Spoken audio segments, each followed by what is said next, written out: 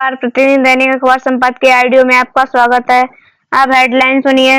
सरकार middle class पर tax का बोझ घटाए। दैनिक भास्कर। अमेरिका से दोस्ती बनाए रखे पर उसके सामने झुके नहीं। पवन के वर्मा। निराश करती नगरीय शासन व्यवस्था। दैनिक जागरण। हादसे से सीख जाएं सही सबक। अवधेश कुमार। हकीकत बताती आर्थिक समीक्षा। जनसत्ता। मानवीय तकाजा। हिंदू लिपि की अनसुलझी गुत्थियां। प्रमोद भार्गव। अब संपादकीय विस्तार से। सरकार मिडिल क्लास पर टैक्स का बोझ घटाए। दैनिक भास्कर। अर्थशास्त्री मानते हैं कि जरूरत के लिए खर्चा बढ़ेगा तो इकोनॉमी का चक्र चलेगा, जिससे उद्योग चलेगा, फिर रोजगार मिलेगा और फिर खर्च होगा। भारत की जीडीपी विकास दर अपेक्षा रूप नहीं बढ़ रही है। एमएसएमई सेक्टर सुस्त है क्योंकि मांग कम है। यानी सारी समस्या की जड़ में है लोगों के हाथ में पैसा ना होना।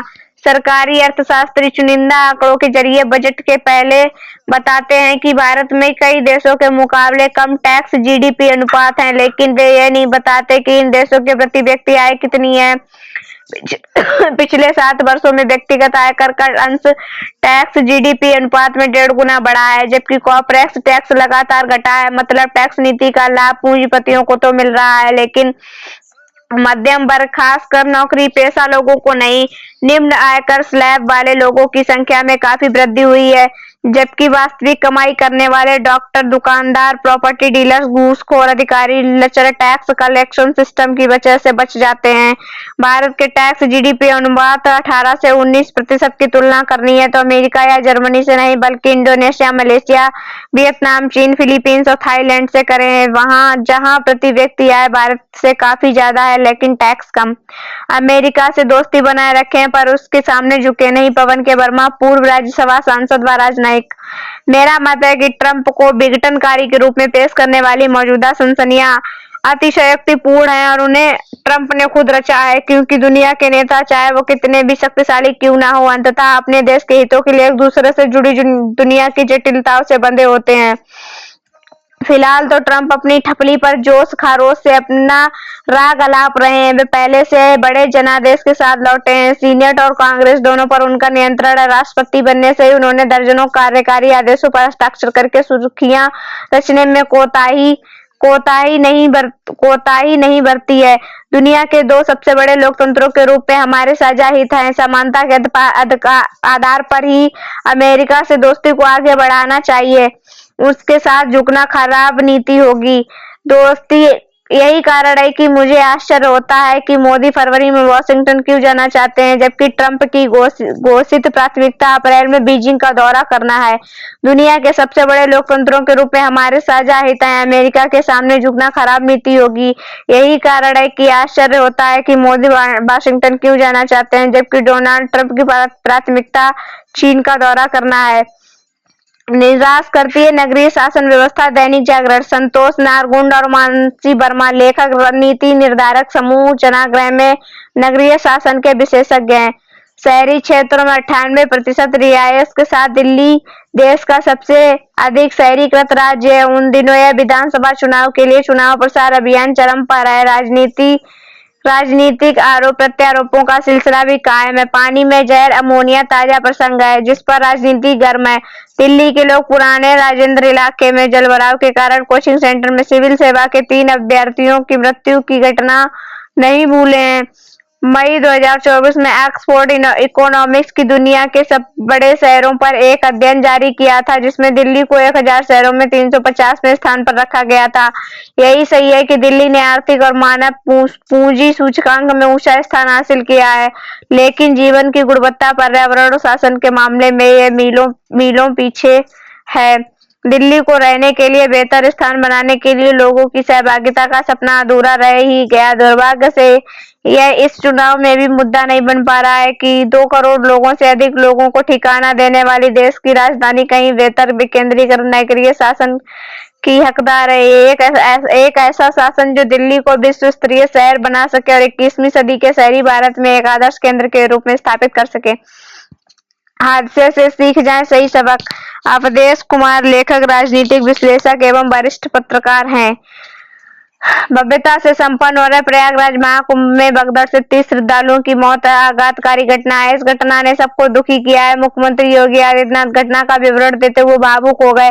भगदड़ के बाद महाकुंभ की शास्त्रीय व्यवस्था में साधु संतों का स्नान, जिसे अमृत स्नान कहा जाता है, का सर्वाधिक महत्व माना जाता है। ऐसा लगा कि भगदड़ के कारण इस अपरिहार्य शास्त्रीय परंपरा पर विराम लगाना पड़ेगा, किंतु अंततः विलंब से ही सही अमृत स्नान हुआ। घटना के कुछ समय बाद स्थिति नियंत्रित कर ली गई। एक और मौनी अमावस्या पर महाकुंभ में स्नान करते लोग प्रफुल्लित थे, तो दूसरी ओर जिनसे उनके बिछड़ गए वे व्यवस्थित थे। हालांकि सनातन धर्म में मनुष्य की मृत्यु का कारण स्थान और समय पूर्व निश्चित निर्धारित माना गया है। इसलिए कहा गया है कि मृत्यु पर शोक कैसा और जन्म पर उल्लास कैसा, लेकिन दुखी की घड़ी में जीवन सत्य की ऐसी बातें आसानी से लोगों को गले नहीं होती। जिस हम काल की परिस्थिति में है, उसी के अनुसार भी इस घटना की व्याख्या करनी होगी।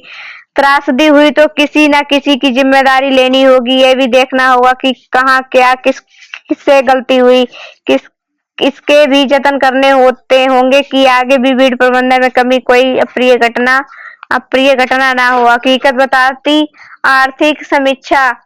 जनसत्ता आर्थिक समीक्षा में स्पष्ट कहा गया है कि भारतीय अर्थव्यवस्था की रफ्तार वैसी नहीं रहेगी जैसी पिछले कुछ वर्षों के दौरान दिखी थी।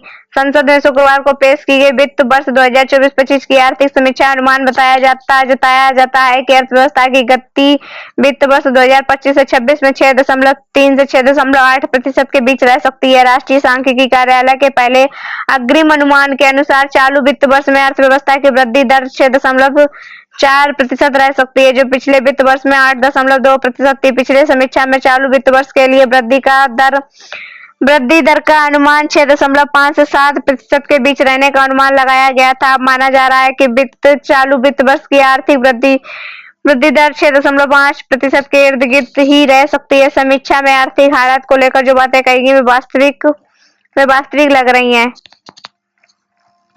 मानवीय तकाजा। समाज के कुछ कमजोर तबकों से लोगों को मैला उठाने या सीवर साफ करने के काम से मुक्ति नहीं मिल रही है, तो यह हर तरह से मानवीय गरिमा के खिलाफ है।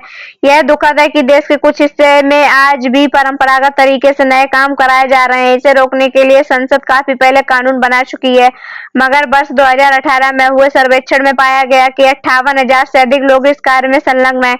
यह अमानवीय है कि ये लोग शौचालयों की सफाई सामान्य तरीके से हाथ से करने पर मजबूर हैं। सीवर में उतरकर परंपरागत तरीके से सफाई करने वाले कर्मियों की दम घुटने से मौत की खबर अक्सर सामने आती रहती है। इनमें ज्यादातर वे लोग होते हैं जिनके पास बचाव के साधन नहीं होते। इस लिहाज से देखें तो दिल्ली सहित 6 महानगरों के हाथ से सीवर की सफाई या मैला उठाने पर पूरी तरह रोक लगाने पर शीर्ष न्यायालय का निर्णय बेहद अहम और जरूरी है। यह निराशाजनक है कि तमाम पाबंदियों और स्वच्छता अभियानों के बावजूद देश की तस्वीर नहीं बदली। सिंधु लिपि की अनसुलझी गुत्थियां। प्रमोद भार्गव। तमिलनाडु के मुख्यमंत्री एम.के. स्टालिन की भावना जो भी हो, लेकिन सिंधु लिपि की भाषा संरचना ज्ञात करने की दृष्टि से अध्ययन प्रोत्साहन की प्रशंसा करनी होगी। उन्होंने घोषणा की कि सिंधु लिपि की गूढ़ रचनाओं को पढ़ने और समझने वाले को 87 करोड़ रुपए की राशि पुरस्कार में दी जाएगी। हालांकि इस अनसुलझी गुत्थी को सुलझाने का उनका कोई पुरातत्वीय समाधान योजना न होकर द्रविड़ वैचारिक संस्कृति को उत्तर भारतीय फलक पर प्राचीनता के रूप में स्थापित करना भी हो सकता है। इस रणनीति में अनुकूलन परिणाम निकलते हैं तो वे तमिल राजनीति में लंबे समय तक बने रहने का मार्ग प्रशस्त करने में सफल हो सकते हैं। वैसे भी तमिलनाडु आजादी के बाद से भाषाई विवाद का केंद्र रहा। द्रमुक अब चाहता है कि वर्तमान में पाकिस्तान स्थित सिंधु घाटी की लिपि का संबंध तमिल से स्थापित हो जाए।